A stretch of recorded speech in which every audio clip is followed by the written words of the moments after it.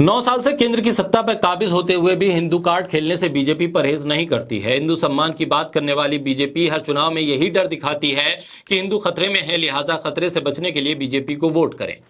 चुनाव यूपी में हो या फिर कर्नाटक में मुसलमानों का खौफ दिखाकर वोट लेने की कोशिश होती है। देश में हिंदुओं के अस्तित्व को बचाने के लिए बीजेपी के खाते में वोट डालने की कोशिश होती रही है, लेकिन सवाल इस बात का है कि केंद्र में बीजेपी की सरकार के होते हुए भी हिंदुओं पर खतरा क्यों है। बीजेपी विपक्ष की पार्टियों पर तुष्टीकरण का आरोप लगाती है, कहती है विपक्षी दलों की सरकार में हिंदुओं के साथ अन्याय हुआ है, लेकिन जहां जहां राज्यों में भी बीजेपी की सरकार है वहां पर भी हिंदुओं को खतरा महसूस होता है।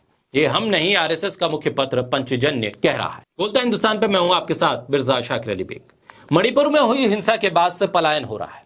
इस खबर को लेकर आरएसएस के मुखपत्र पंचजन्य ने खबर लिखी है। उसने लिखा है कि मणिपुर में जान बचाने के लिए अपने घरों से पलायन कर रहे हैं हिंदू समाज के लोग। इसके साथ उसने कई तस्वीरों को साझा भी किया है।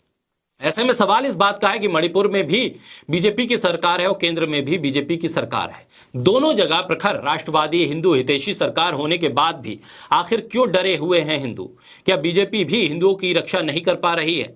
आखिर मणिपुर में हिंसा होती रही और प्रधानमंत्री मोदी और गृह मंत्री अमित शाह कर्नाटक में प्रचार करते रहे और कर्नाटक में हिंदू सम्मान की बात करने के साथ साथ ये बता रहे हैं कि मुसलमानों के आरक्षण को कैसे खत्म कर दिया जाएगा और कैसे उन्होंने खत्म कर दिया है। कैसे कांग्रेस कर्नाटक में मुस्लिम तुष्टीकरण कर रही है, लेकिन वो मणिपुर की सुध लेते नजर नहीं आए जहां पर हिंदू परेशान थे। आखिर दोनों ने ही मणिपुर के हिंदुओं की सुध क्यों नहीं ली? आखिर क्यों बीजेपी ने मणिपुर के हिंदुओं को अकेला छोड़ दिया? हिंसा भड़कने के बाद केंद्र सरकार ने भारतीय जनता पार्टी की चुनी हुई सरकार से कानून व्यवस्था को अपने हाथ में ले लिया, यानी 355 लागू कर दिया। 355 यानी राज्य में कानून व्यवस्था फेल हुई है और केंद्र ने वहां से सभी अधिकार अपने हाथ में ले लिए।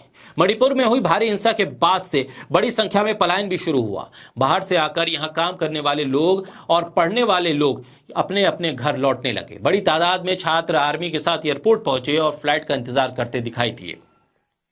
1000 से ज्यादा मणिपुर के जिरीबाम जिले और इलाके के आसपास के सीमा में प्रवेश करते हुए नजर आए। पलायन करने वाले अधिकतर प्रवासी मणिपुर के कुकी समुदाय के हैं। इन लोगों को डर है कि उनके घरों पर फिर से हमला हो सकता है। मणिपुर के 2000 से ज्यादा लोग जातीय हिंसा के बाद पलायन करके पड़ोसी राज्य मिजोरम पहुंचे और वहां शरण ली।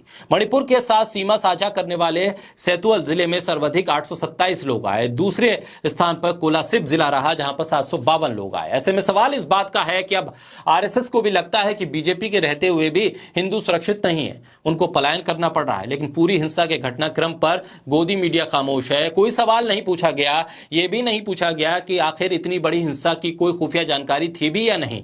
आखिर हिंसा के दौरान प्रधानमंत्री मोदी और गृह मंत्री चुनाव प्रचार में व्यस्त क्यों रहे? आखिर बीजेपी के शासन में कानून व्यवस्था बार बार क्यों फेल हो रही है?